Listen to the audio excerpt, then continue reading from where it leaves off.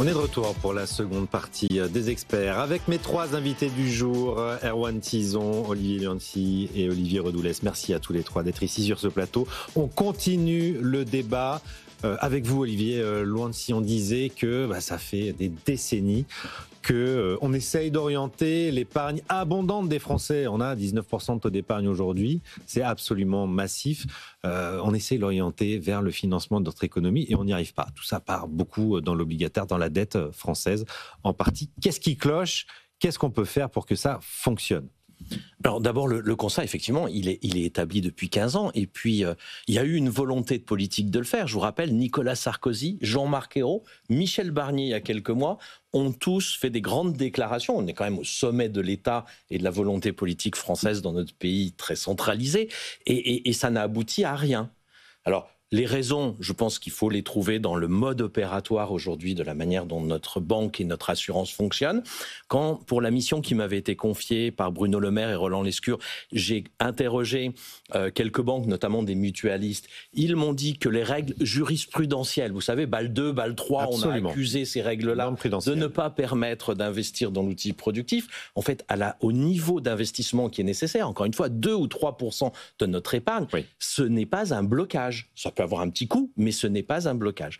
Donc le blocage, il est sans doute dans notre système français. Et culturel, le blocage, non, c'est qu'on n'a pas envie de prendre des risques. Que l'épargne est tenue par les 60 ans et plus, et qu'à 60 ans et plus, je ne sais pas. En tous les cas, ce que je constate, c'est que même si vous avez envie de prendre des risques, allez voir votre conseiller ou votre conseillère bancaire en disant « Je veux placer 5 000 ou 10 000 euros de mon épargne pour assurer le destin de mes enfants, pour qu'on ait un outil productif qui fonctionne, de la souveraineté, de la cohésion territoriale ». Ils n'ont pas de produit en face. On en a parlé pourtant au moment, il y a un an, sur des livrets pour financer l'armée notamment, les dépenses. Et alors la solution que j'ai proposée là-dessus, c'est de dire si ça ne fonctionne pas au niveau national pour des raisons, en tous les cas, qui ne sont pas des raisons juridiques ou jurisprudentielles, il faut peut-être tenter de le faire au niveau régional, où ce lien avec l'outil productif, l'entreprise, est peut-être beaucoup plus présent dans le quotidien. Il y a des régions qui l'ont fait, c'est pas un sujet partisan. Les Hauts-de-France l'ont fait, la Bretagne le fait, Auvergne-Rhône-Alpes le fait, avec des petits montants. Hein. Ils lèvent de l'épargne publique à la hauteur de 100 millions d'euros. Il faudrait qu'ils passent à 1 milliard d'euros à peu près sur des régions de cette taille-là. Et je suis sûr que s'il y a des initiatives régionales de cette ampleur-là qui sont faites, nos grands acteurs de la banque assurance vont se rendre compte qu'il faut décentraliser, quoi. Il faut décentraliser pour créer l'envie de le faire. Et puis après, ils vont se dire, il y a peut-être un marché, il y a peut-être une opportunité, on va y aller. Je pense que c'est en train de bouger, mais tellement doucement. Il y a des gens qui viennent me voir en me disant, on y réfléchit, on voudrait y aller. Ils y sont pas allés. Allons-y avec les régions. Et après, nos grands acteurs nationaux, eux, ils se mettront à la page s'il y a un marché, effectivement. Nicolas Dufourcq, BPI France, a lancé des livrets auxquels on peut accéder pour quelques centaines d'euros, à de l'investissement directement dans nos entreprises. Et ça a plutôt bien fonctionné, Erwan Tison. Il y a 3 ans, je crois, 5 ans, quand ils ont lancé Silver Lake, la BPI, ça a été un succès. Ils avaient dans ce cas de ce qu'ils avaient dit à l'époque, ils avaient ouvert plus de comptes que ce qu'ils avaient imaginé. Le problème, c'est que ça reste quelque chose dont on entend parler sur BFM Business et pas au JT malheureusement de TF1 ou de France 2. Donc ça reste aussi quelque chose, il y a un aspect communicationnel qui est assez important. Il y a aussi le côté riscophobie, comme on en avait parlé, Raphaël. On est un pays qui se singularise par un taux d'épargne extrêmement important en France par rapport à des pays qu'on pourrait qui sont plutôt comparables. Et là, les Anglais avaient lancé un mécanisme assez intéressant à la fin des années 80, début des années 90, qui s'appelait l'EIS, c'est l'Enterprise Investment Scheme. En fait, ils avaient besoin, eux, c'était pas dans leur tissu industriel, mais plutôt dans leur tissu serviciel. Ils avaient besoin d'avoir des petites PME, notamment liées à la tech et à la bulle Internet. Et donc, du coup, ils ont essayé de ventiler l'épargne des ménages. Et comment est-ce qu'ils ont fait ? L'État garantissait toutes les pertes. C'est-à-dire que vous déduisez de l'impôt sur le revenu toutes les pertes en capital que vous aviez. Carotte fiscale et garantie. Exactement. Et donc, du coup, le message à l'époque, c'était on partage les gains, on partage les pertes. Et ça avait un succès dingue. Alors, ça n'a pas été reconduit pour des questions d'alternance politique, mais le français étant extrêmement riscophobe, on pourrait avoir un cocktail de mesures. Premièrement, effectivement, quelque chose qui soit une assurance, on va dire, du capital risque, donc c'est-à-dire peut-être dès le premier euro, et donc vous avez 100 euros sur un bas de laine, investissez-les. Et donc du coup, premièrement, on assure. Deuxièmement, avoir les véhicules, et là-dessus, je pense, un peu à l'instar d'Olivier, je me mouille pas pour nos éditeurs, il y a 2 Olivier, mais je pense qu'Olivier, vous êtes... Olivier, on a besoin de capital, on a besoin de fonds en capitalisation. Pourquoi ? Parce qu'on a besoin déjà d'avoir le signal qu'on a des réceptacles nationaux pour justement cette épargne-là, et on a besoin d'avoir des outils pilotables. Si, imaginons, on a des outils qui sont, comme vous le dites, qui sont connus, qui sont des véhicules d'investissement qui sont clairs et lisibles pour chaque Français, avec, imaginons, une petite application, vous avez cotisé machin, vous aurez le droit à machin, vous pouvez abonder de manière volontaire avec votre épargne, vous avez une petite prime qui tombe, etc., vous le mettez là-dessus, vous rassemblez aussi un peu d'assurance vie, et vous pouvez avoir quasiment les gains de manière instantanée. Non seulement vous drainez un petit peu cette épargne-là, si en plus c'est garanti par l'État, vous n'avez plus peur de le faire, et de l'autre côté, vous rendez les Français actionnaires de la croissance. Et donc du coup, au lieu de descendre dans la rue pour la taxe Zuckman, vous descendez pour augmenter la part du PIB dans le PIB. Pour plus de rendement. C'est tout bête, mais parce que vous avez intérêt justement à ce que ça progresse. Donc je pense que l'outil de retraite par capitalisation ça donne le signal qu'on y va, ça donne un outil clair, numérisé, informatisé, et si derrière l'État assure une partie des pertes, je pense qu'on va dans le bon sens. Et ça serait de la bonne dépense publique. J'ai retrouvé les chiffres de BPI France. C'est le fonds Entreprise 3, ça a été annoncé il y a 2 jours, qui était accessible dès 500 €. Ça fait depuis 2020 que BPI France s'engage à lancer des fonds accessibles comme ça au plus grand nombre. Et le ticket est passé de 5 000 à 500 € pour ce 3e fonds. Ils ont collecté 120 millions d'euros. Et voilà. Il nous manque un zéro. Il nous manque un ordre de grandeur pour arriver à peser sur l'économie. 7 000 investisseurs particuliers en moins d'1 an. Exactement. Enfin, c'est l'illustration. Des fonds à 100 millions d'euros avec de l'épargne des ménages, vous en retrouvez encore une fois dans les Hauts-de-France, en Bretagne ou en Auvergne-Rhône-Alpes. Le sujet, les FIP, on peut se poser la question de l'appétence, mais déjà, commençons à proposer ça aux Français. Communication, disposition de l'accès de ces fonds dans le moindre conseiller, enfin dans la moindre agence bancaire. Aujourd'hui, ce n'est pas le cas. Olivier Redoulès. Peut-être rapidement, moi, sur... Alors, je pense qu'il y a des sujets d'offres et de demande. Sur les sujets d'offres, effectivement, on peut chercher à dérisquer. Est-ce qu'il y a besoin que l'État y mette sa garantie dans une situation où les finances publiques sont contraintes? Peut-être pas. En fait, si on pense à des investissements de long terme, peut-être que la garantie de l'État n'est pas forcément nécessaire. Si on a des choses... Oui, mais ça rassure l'épargnant, le petit épargnant. Ça peut rassurer, mais quand on met de la garantie de l'État partout, ensuite... ça fait un bilan qui commence à... Oui. Par contre, peut-être on peut aussi réfléchir à la fiscalité, c'est-à-dire pourquoi aujourd'hui l'épargne des Français n'y va pas, c'est peut-être aussi parce que entre les livrets réglementés, mais aussi la fiscalité d'assurance vie, elle n'y est pas forcément incitée. Donc ça, c'est un autre élément. Ça, ce sont des facteurs d'offre de fonds. Il faut aussi sans doute réfléchir aux facteurs de demande. Si les fonds ne vont pas dans l'industrie ou s'ils ne feront pas assez dans l'outil productif, c'est peut-être qu'on a un sujet structurel de rentabilité qui touche la France, mais qui touche aussi plus généralement l'Europe. On voit que l'Europe, de manière générale, exporte du capital aux États-Unis, donc il y a sans doute un sujet de rentabilité. Le rendement là-bas, c'est 17%. En moyenne, c'est plutôt autour de 10% en France, effectivement. Voilà.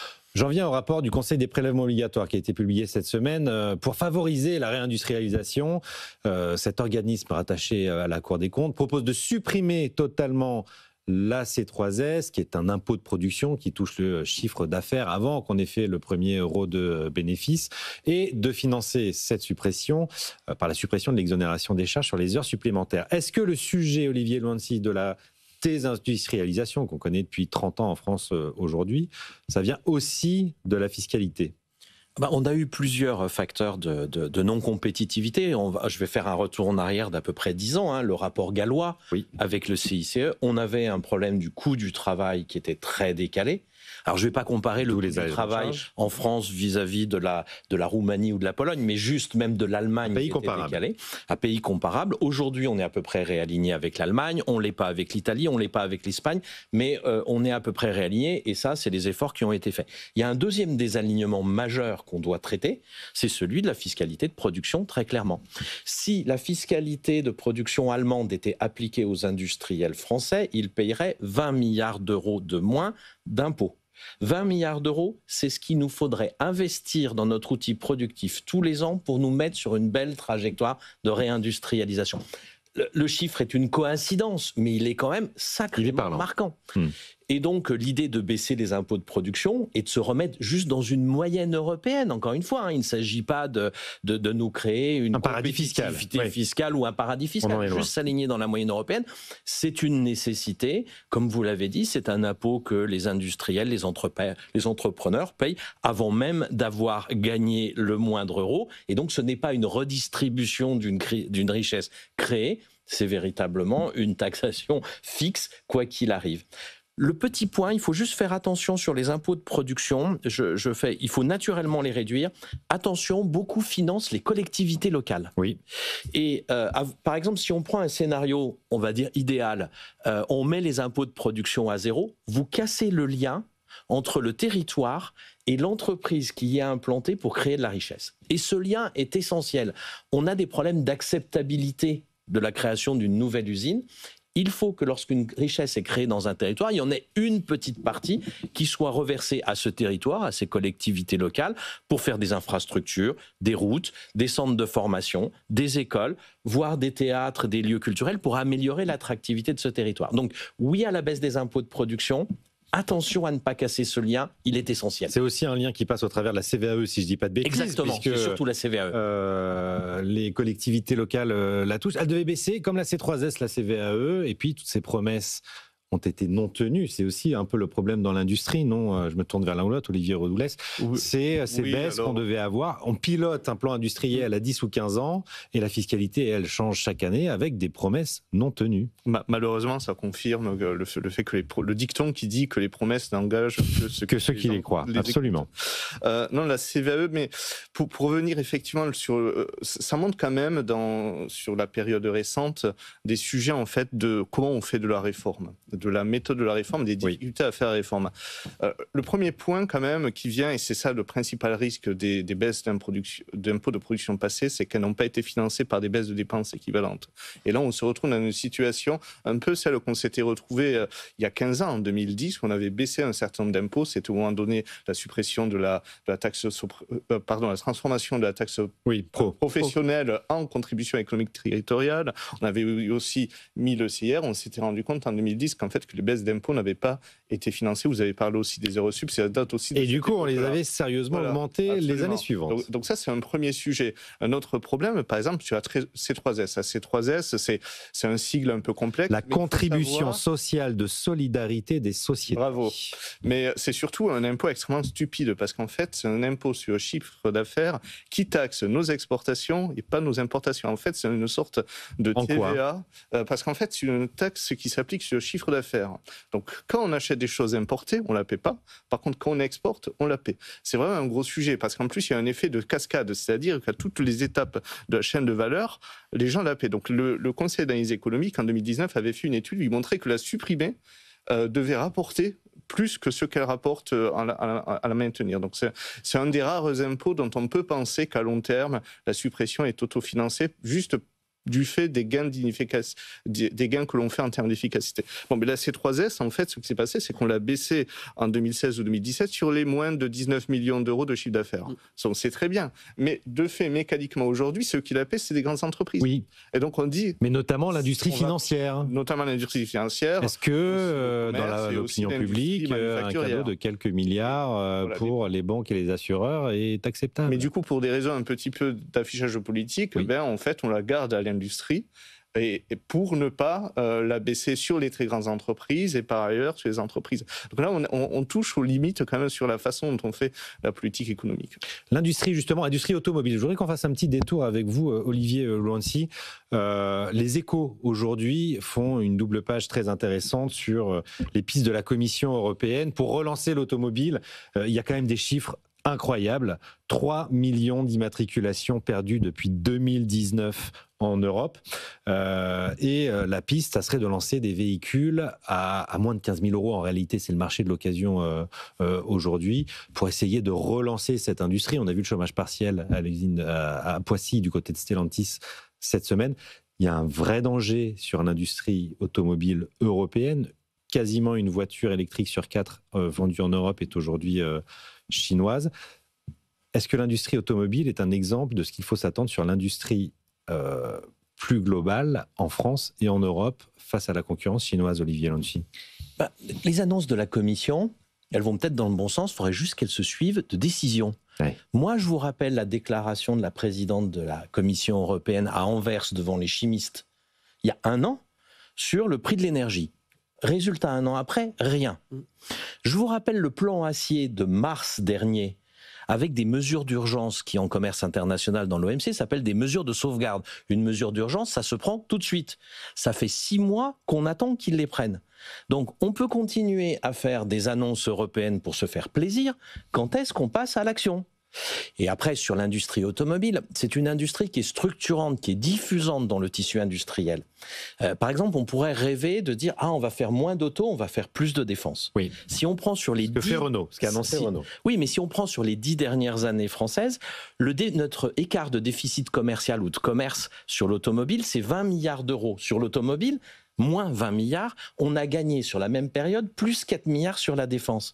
C'est pas les mêmes tailles d'industrie. Donc, il faut juste qu'on revienne un peu à des principes réalistes. L'automobile est une industrie qui est structurante pour l'industrie européenne. Les Allemands, aujourd'hui, on va peut-être tout à l'heure parler de l'Allemagne, mais la situation allemande va pas aller bien tant qu'on restera comme ça. Ils feront peut-être la reconversion entre leur industrie auto et leur industrie de défense, mais les ordres de grandeur ne collent pas. On va y venir tout de suite d'ailleurs, parce qu'il y a des chiffres assez alarmants effectivement en Allemagne. Alors l'information du jour, ça concerne la Fédération des industries de chimie qui réclame des réformes. Je retiens ce chiffre, au deuxième trimestre, les usines ont tourné à 72% seulement de leur capacité productive. C'est le niveau le plus bas depuis 1991. Où est-ce qu'on en est en France aujourd'hui, nous, dans nos capacités de production au niveau de l'industrie et 2, qu'est-ce que ça dit de l'industrie allemande, Olivier Hansi, et après Olivier Redoulès? Alors, sur le niveau j'ai pas le chiffre exact sur la France. Pour l'instant, moi, ce qui me remonte, c'est que le niveau d'activité n'a pas plongé comme en Allemagne. On n'a pas le même modèle, notamment d'exportation. Néanmoins, l'inquiétude, elle se porte sur l'incertitude avec ce qui s'est passé cet été, les taxes avec les États-Unis, etc. On va voir les premiers effets sur les commandes, et puis surtout le plongeon qu'il y a sur l'investissement. C'est ça qui m'inquiète. On a un outil productif qui n'a pas été modernisé. C'est pas l'incertitude actuelle qui va permettre de faire le saut qui va permettre de le moderniser. Et après, sur l'Allemagne, oui, on le sait tous, hein, leur modèle économique reposait sur le moteur de l'industrie, et notamment de l'industrie automobile, avec des exportations notamment en Asie et notamment en Chine, et sur une énergie pas chère qui venait avec le gaz russe. Ils ont perdu, et puis on va rajouter la sécurité qui était payée par l'OTAN. Très bien. Ils ont perdu les fondamentaux, ils sont en train de réfléchir à se reconvertir. Pour l'instant, moi ce que je note, et notamment par exemple dans les relations internationales et de commerce, dans la négociation avec les États-Unis, ils restent sur une position qui est très libre-échange, libre concurrence. Normal. Ça veut dire qu'il n'y a pas eu de wake-up call encore en Allemagne sur normal, le nouveau parce monde que dans lequel on existe. leur solde commercial, mais comme en Italie, reste extrêmement positif. Je pense qu'il va s'éroder. Je ne vois pas comment, vu les fondamentaux que je vous donne là, il ne pourrait pas s'éroder. Et le jour où il va se rapprocher de zéro, eh ben, ils vont se retrouver dans la même situation que nous, c'est-à-dire à se dire, oulala, qu'est-ce qui est en train de se passer avec ces règles totalement dissymétriques entre les États-Unis et l'Europe, ou entre l'Europe et la Chine. Alors on continue à se bercer d'illusions, quoi, Olivier Redoulès. On va apporter un petit peu des touches optimistes. Ah oui, on en a besoin en ce moment, Olivier Redoulès. Olivier, non, sur la France, en fait, vous posiez la question, on est juste à la moyenne de longue période en termes de taux d'utilisation des capacités à 2 ou 3 dixièmes, à 82% de taux d'utilisation des capacités. Pas de situation catastrophique. Et la situation n'est pas catastrophique, en fait, et on a eu des bonnes nouvelles au printemps sur l'aéronautique, notamment. Oui. Voilà, donc ensuite, structurellement, on a des difficultés. On a deux ordres de difficultés. On a Trump, donc dont les effets en termes sur le commerce mondial commencent à se faire sentir de manière graduelle. Oui. Et puis on a notre propre incertitude politique française.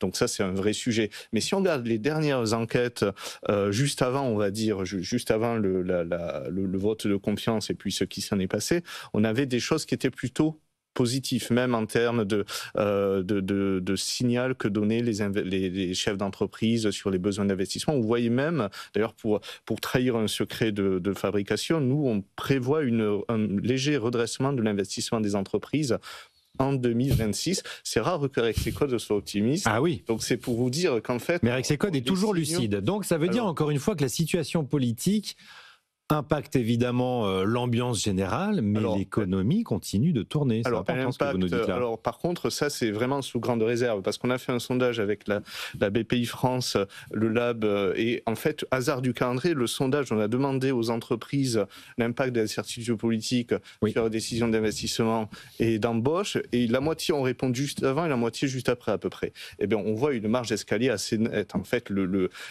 moral des chefs d'entreprise, du jour au lendemain, il a quand même changé du tout au tout. Donc je pense que ces chiffres qui sont un peu plus positifs, ils sont aussi un peu rétrospectifs malheureusement concernant la France. Après, pour regarder l'Allemagne, le vrai sujet c'est que l'Allemagne est quasiment une décennie perdue industrielle en fait. À peu près à 2017, on a entamé une baisse de la production industrielle en Allemagne. Aujourd'hui, on est 10-15% en dessous du niveau de 2019. La production industrielle allemande baisse depuis 2017, c'est ce que vous nous dites, Olivier Rodoulès ? 2018. Il faudrait en fait... Alors, est-ce qu'il faut dater ça à l'affaire Volkswagen, qui a quand même entamé pas mal de choses ? Est-ce qu'il faut dater ça à la hausse des... sur la pollution réelle, sur les émissions réelles de carbone des voitures. Il y a sans doute plusieurs choses qui ont joué, mais en fait, la réalité, c'est que déjà avant le Covid, la situation industrielle allemande commençait à montrer des signes d'affaiblissement. On ne le voyait pas trop parce que ces choses-là, les instituts statistiques nationaux révisent au fil du temps les données, et puis qu'on a juste une inflexion. L'Allemagne était tout en haut en termes de perte de marché ou autre, donc on ne voyait pas forcément l'effet. Maintenant, on voit que la courbe est descendante et qu'il y a eu le Covid, mais que la descente continue. Et c'est vrai que la crise avec la Russie n'a pas aidé, parce que le prix du gaz a certes un peu baissé, mais il reste toujours 3 fois supérieur à ce qu'il était en 2021. On était à peu près à 13 euros l'équivalent, le mètre cube, je pense. Et le mégawatt, voilà, le mégawatt, et maintenant on est à 33 ou 35, donc voilà, donc on est toujours... C'est un choc majeur, évidemment. Erwan Tison. Non, et puis l'Allemagne a des problèmes démographiques devant elle, en tout cas, qui sont absolument inquiétants. Olivier vient de le dire, elle vient de perdre la plupart de ses fondamentaux économiques, et elle est face à une bombe démographique et du coup social qui est encore plus importante que celle de la France. Il y a beaucoup d'économistes aujourd'hui jugent que l'Allemagne, c'est potentiellement l'homme malade de l'Europe, en fait, beaucoup plus que la France quand on regarde sur les tendances de long terme. Mais ce qui est intéressant, pour revenir sur le côté automobile et sur le rôle aussi quelque part de l'Union européenne, le problème qu'on a dans l'automobile là, un chef d'entreprise, quand il voit que sur son marché historique, il est concurrencé, qu'est-ce qu'il va faire ? Il va cranter sur le marché suivant. Et le marché suivant, c'est pas l'électrique, c'est la voiture autonome. Et ça, on le sait, on avait des champions en France en 2016-2017, on avait Navia notamment, on avait Renault qui s'y était mis un petit peu. Malheureusement, ça n'a pas cranté. Pourquoi ça n'a pas cranté ? Parce qu'on a un environnement législatif en France qui a empêché, voire interdit, l'utilisation de véhicules autonomes. Bruno Le Maire a laissé à l'époque 10 km, un circuit de 10 km autour de Rouen en disant « faites mumu, c'est votre bac à sable, etc. » On parlait de la Californie avant. La Californie, ils ont dit « voilà, vous pouvez faire 10 millions de kilomètres de tests et après on verra ». La Chine, ça a été même pire. La Chine a dit « vous faites circuler vos voitures sur voie ouverte. S'il y a des accidents, on va gérer ça derrière ». Donc là, on pourrait se dire, l'industrie automobile, je crois que c'est 13 à 14% de la masse salariale européenne, quelque chose comme ça. On sait très bien que la valeur du véhicule demain, sur un véhicule autonome, 70%, c'est l'intelligence qu'il y a dedans. C'est la tech. Donc si on commence à faire des plans de sauvegarde en disant il faut sauver la voiture sur des petits modèles à 15 000 €, etc., on va redévelopper une ingénierie sur la carlingue. Et donc du coup, qu'est-ce qu'on va construire sur les véhicules autonomes ? Les rétroviseurs. Alors que si jamais on essaye de cranter, on oriente un petit peu l'effort de recherche et développement avec l'ingénierie qu'on a aujourd'hui en automobile, avec les compétences qu'on a, vers justement la création de véhicules autonomes, sans forcément maîtriser 100% de la chaîne de valeur, mais en se disant on va là où justement la valeur va se créer, là on pourra recréer une autre industrie. Ce sera peut-être moins gourmand en main d'œuvre, ça c'est sûr, mais en tout cas ça sera extrêmement générateur de valeur ajoutée. Et surtout on ne dépendra pas de technologies étrangères. On a deux visions totalement opposées l'une à l'autre, c'est-à-dire Erwan Tison, vous nous dites qu'il faut aller sur la valeur ajoutée, le modèle le plus développé mais qui forcément coûtera cher, quand là les pistes de la Commission européenne c'est comment s'adapter au pouvoir d'achat du consommateur européen qui ne fait que baisser. On reste toujours sur cette même logique, c'est-à-dire qu'on est sur une Commission européenne mais qui depuis le début regarde le citoyen comme un consommateur. Mais c'est aussi... Ça compte aussi. Ça compte, bien sûr, mais nous ne sommes pas que ça. Et quand on a perdu notre souveraineté. Enfin, je vous rappelle, par exemple, en antibiotiques, on dépend à 80% d'antibiotiques fabriqués en Asie. Pour les matières premières. Électroniques. Les composants. C'est pas que des questions de production. En service de la donnée, je vous fais pas de dessin. Et donc, à vouloir favoriser le consommateur jusqu'au bout en allant chercher le dernier centimètre du moindre prix, on se crée des vulnérabilités dans notre dispositif politique, économique, mais pas seulement, qui sont terribles. La souveraineté, ça se paye. L'environnement, ça se paye. Si on en veut en Europe, il va falloir accepter d'y mettre un peu le prix. Et aujourd'hui, le logiciel de la Commission n'est pas du tout là-dessus. Enfin, la grande différence, Olivier Redoulès, c'est que l'Allemagne est à 60% de déficit quand nous, on est à 115 et que quand même, il y a un méga plan d'investissement de dette. Pardon, pas de déficit, heureusement, ça, on ne serait pas très bien. Mais l'Allemagne a les moyens de réagir et a annoncé quasiment 1000 milliards d'investissements dans la décennie à venir. Oui, c'est vrai. Mais je voudrais quand même rebondir sur... Je ne sais même plus si la Commission européenne, elle vise vraiment le consommateur ou si elle ne vise pas ses propres objectifs, en fait, de virtue signaling et même d'idéologie simplement. Parce que quand on voit la charge réglementaire qui vient, alors ça fait un peu démagogique, mais à la fin... Tous les chefs d'entreprise en parlent. Mais la nouvelle production normative, c'est Bruxelles aujourd'hui. Mais les maires aussi en parlent. Les administratifs en parlent. Tout le monde le voit, en fait. On impose des normes environnementales. Et en fait, la norme environnementale, c'est une sorte d'impôt normatif dont on ne mesure pas le coût. Mais le coût est extraordinaire parce que le coût, il se porte à la fois du côté, bien sûr, de la commission et de l'administration. C'est une raison, d'ailleurs, derrière la hausse de notre nombre de fonctionnaires dans les collectivités locales. Il y en a beaucoup qui sont juste là pour appliquer des normes qui ont été mises en place, soit par l'État central, soit par des autorités européennes. Mais dans les entreprises, le coût est faramineux. Et à la fin, quand on voit le coût d'un véhicule, alors que l'industrie fait des gains de productivité de manière structurelle. Le coût du véhicule aurait dû baisser.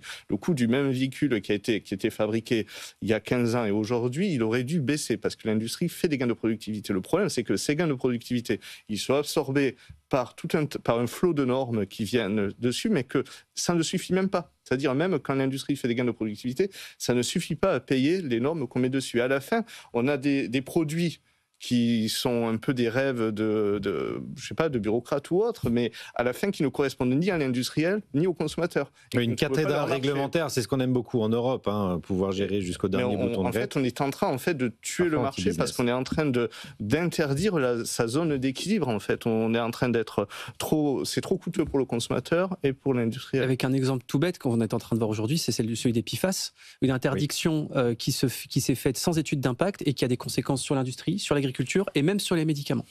Allez, ce sera le mot de la fin. On termine encore sur une note d'optimisme forcenée dans les experts. Il va falloir qu'on fasse des émissions spéciales solutions.